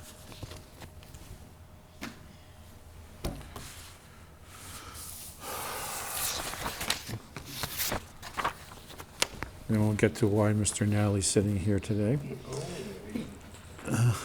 We had 2 bid openings today for the high school roof project. For the roof replacement, we had 6 bidders. We had a tie for low bidder of $1,036,000 even. I have been in touch with the bidding unit at the Attorney General's office, and there is a item on one of the bids that, according to the Attorney General's office, I would have the ability to reject said bid. And that's one of the 2 low bids that tied. So chances are the new roof will be put on for $1,036,000. Is that still going to meet the time frame before the? The issue is, what we're having now is the construction period is supposed to end September 20th. Which is after school starts. Yes, it is, but however, as part of the bid award and the weekly or bi-weekly construction meetings, I think they'll probably be weekly, right? Weekly construction meetings, the construction company will have to lay out what sections they're gonna do for the next 4 days, or next week, what sections of the roof. We want them to do during July and August, where all the classrooms are. To get up to where basically the cafeteria and the gymnasium is, and the old art area. Then from there, try and maybe get the cafeteria done, because that'll be occupied once school starts. The gym should not be occupied unless it's a rain day, but if it's a rain day, they won't be working on the roof, so we don't think there'll be an issue there, but it's just getting that far side where I think the boiler room and music room and stuff of that nature are at. So since there's 2 tied for low bidders, how is the decision going to be made on who gets it? Well, we decide. We can flip a coin. We can put their names in a hat. However, one of the low bidders has a abnormality in their bid response that I've been told I can disallow. Can we, in turn, on the conditions, say, can you meet a sooner date and take that person so we can get back? There is no sooner date, because in the bid specs, I think it said construction through September 20th, I think it was. Because I thought it was supposed to end by August. It was originally, but the architect didn't get the bid out until we just opened the bids today, which is July 15th. We were having construction starting July 2nd, July 3rd. So the issue was with the... 6th. Right, that's Yeah. what I was So where thought. did that issue occur? Right, so the architect, The reason for the delay was they did more investigation on the roof than we anticipated. They had to do a lot more cuts, then getting the HVAC people up there to look at the air handler units on the roof. And then, after the fact, I was asked by Mr. Sullivan, John Sullivan, if we were replacing the control unit. And that was never part of the original price. So that delayed us. what And control unit? The temperature, the control unit for the whole I building. figured that's what it was, but I wanted to hear it. Okay. That wasn't included in the original one. We get it out to the architect, we're getting everything going, and we're asked, lo and behold, oh, do we include the control unit, because that doesn't work? And my answer was, I was never told it doesn't work. So that added on a little bit, because we got to get another set of the plans and this, and believe me, it's been fun. It's been a fun project. Oh, But my thing is, we want to get it done by the fall. Yep. And if there has to be some accommodations made on behalf of the school to get a roof that will not leak, then I'm sorry, they're going to have to make some accommodations for it. Has the school been apprised of the Not later yet, because timeline? we just opened this Well, actually, today. yes, the principal does have knowledge of that because he's on the committee. Okay, I wanted to make sure that no one Yeah. was being blindsided. No, No. we wouldn't do that. Stephen, the Not- principal of the junior senior high school, is on the committee. Steve Sullivan. So And- now, is Mr. Sullivan and Steve Sullivan aware of the fact of the controls issue? Yeah, because that had become part of the bid packet. Okay, so he can explain to the school if there's an issue. with Hopefully he them. can explain it, you know. but Okay, I'm just Hopefully. he trying to can. cover the bases, that's all. Hopefully he can. I won't answer for Mr. Sullivan, but hopefully he can. Well, we can't, because he don't work for the town anymore, he works for the school. No, he's talking. Oh, Miss Steve Talking Sullivan, about Steve Stephen. Sullivan. Steve Steve Sullivan. versus John. Yeah.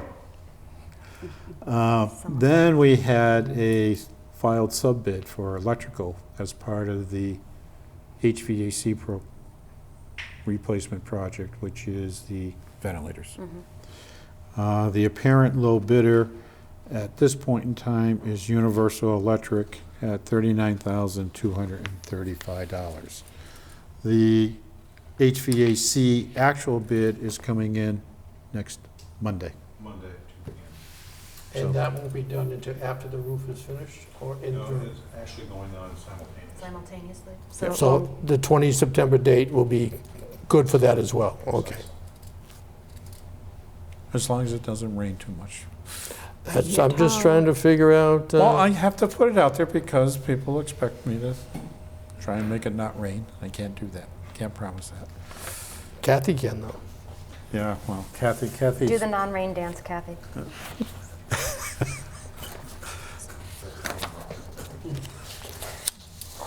And then, Jay, I think you asked that this be sent forward. It's a memo from Chloe regarding a Yeah, hamburger and hot dog thingy dingy. Is that what it says? Yeah, thingy dingy. she called me at home today.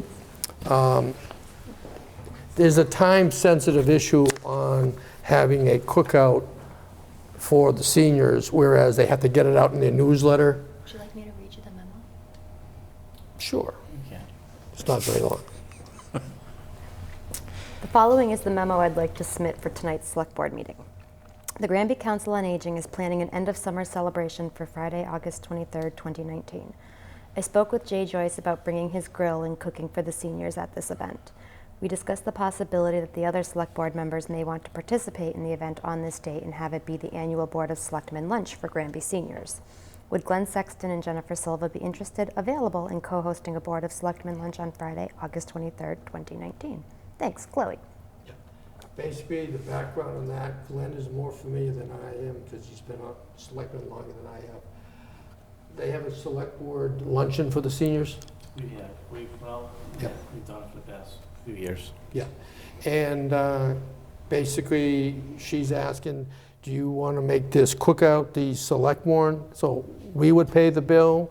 Or the seniors will pay it out of the COA, and then we'll schedule something else later on? Me, it doesn't matter one way or the other. Like I told her, I says, if the select board want to pay for it, the select board can pay for it. If you have to pay for it, I'll volunteer my time and bring my own grill if I have to cook. So it won't cost them very much. Whatever you two would decide is fine with me. I'm okay with the select board paying for the luncheon, but I'd want to have it catered. I have no problem with that at all. Yeah. I have no problem with that at all. That means I don't have to bring my grill. Nor are you serve safe, are you? Well, I think she wanted to just do a hamburger and hot dog grill type of thing that they've done in the past here. That's awful expensive to cater, unless you're doing a whole barbecue. Because you only get maybe, 20 seniors? Glenn's thinking about the type of meals we've had before. Where we get We've 80 had people. the chicken parmesan Yeah, and the roasted vegetables and things of that Yeah, that's nature. some good food. yeah. I haven't had dinner yet, please. And I think what Glenn is saying is not do a hamburger and hot dog meal, but schedule something else later on with the Italian menu that we've been doing for the last couple of years. If they're just looking for someone to cook hamburgers and hot dogs, I mean, that's one thing. But they're looking for have hamburger, hot dogs, you know, the salad and stuff that goes along with it, and drinks and stuff like that, I would say we have it catered. If not, we can. This is a summer fling, And like a summer hamburgers. Right, or we can look at the other option that we've done before in the past as well. I just want to keep in mind, though, if we just have someone out there cooking hamburgers and hot dogs and stuff like that, there's some liability that goes along with that.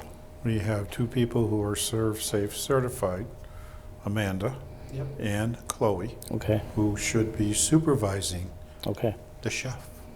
then I'm okay with that.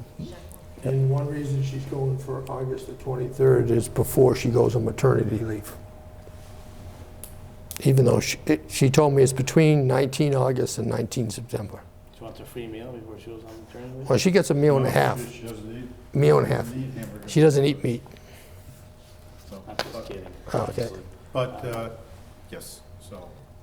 I would say if that's the only thing that they're kind of looking for, is just kind of like a hamburger, hot dog thing, then I would say fine, and, yeah, you know, let them pay for it. I got no We go problem. over the cook, I mean, I'd be glad to help out if I can. Mhm. And we look at a different event later on throughout the year, maybe around the holidays, where we do the catering part here, where, Yeah, we can do it October or something of that nature. Yep, I have no problem. Whatever you want to do, like I said, I can bring my grill over and use it since they don't have one. Because they do have the people here that are qualified to watch over the food. Make sure Jay washes his hands. yes, they're actually Oh. watching over you, Jay, not the food. Oh, I do. I do that quite regularly. I have to. Okay. And you have minutes.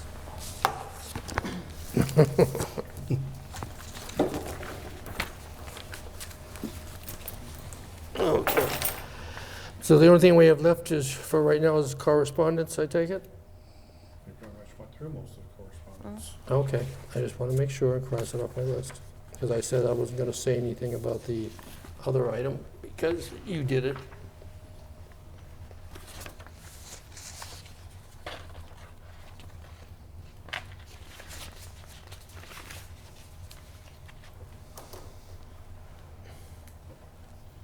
So are you going to let Chloe know tomorrow?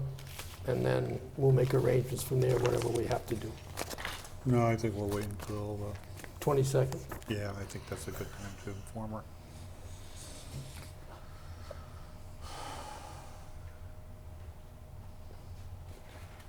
Okay. Have you seen the minutes, Glenn? I believe so. These are the ones she just did today for 1 July. And that's why I was crossing these off as you Yeah. did them. The only thing that I had on this was on, Kathy, you got yours with you on the bottom of page 3? Okay.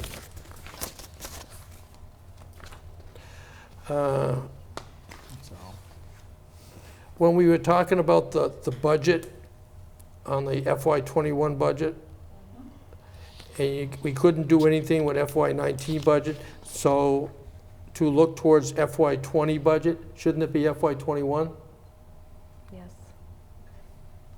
Because of the heading discussion on FY '21 budget.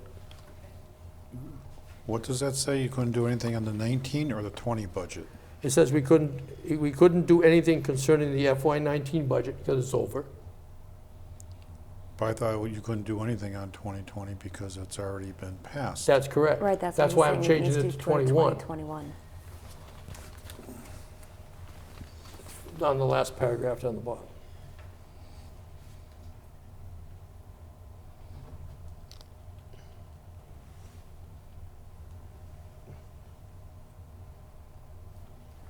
I would probably say you can't do anything about the 2019 or 20. 19 or 20. Maybe. You want to make it that Because way? you're ignoring 20. You're jumping right from 19 to Okay. 21. You want to make that 19 and 20 budget, Kathy? And then on the, we'll look towards the FY '21 budget? Okay. And I didn't have anything else on the rest of it.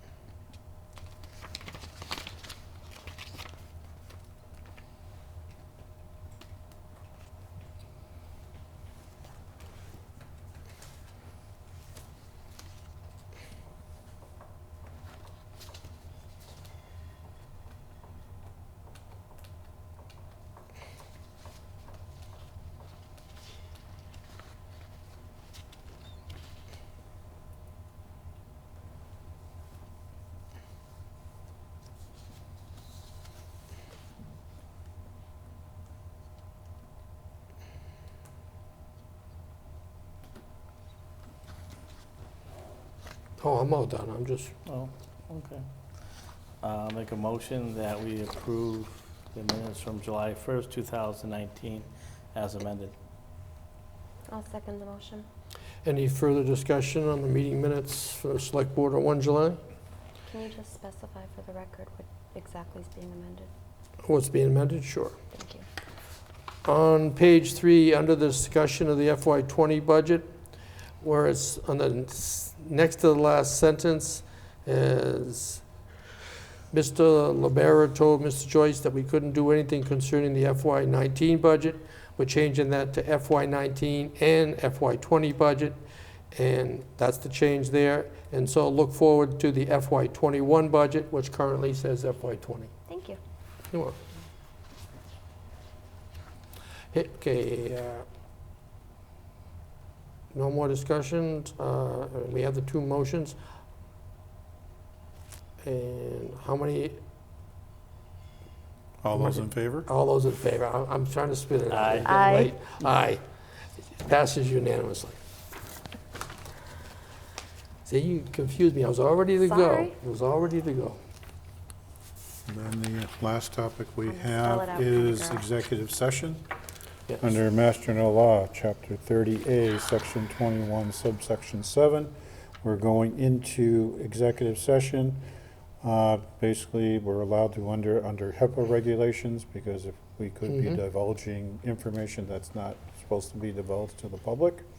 And the only reason we'll be coming out of executive session is to adjourn the meeting. Got to do by roll call vote. Joyce, aye. Sexton, aye. Silva, aye.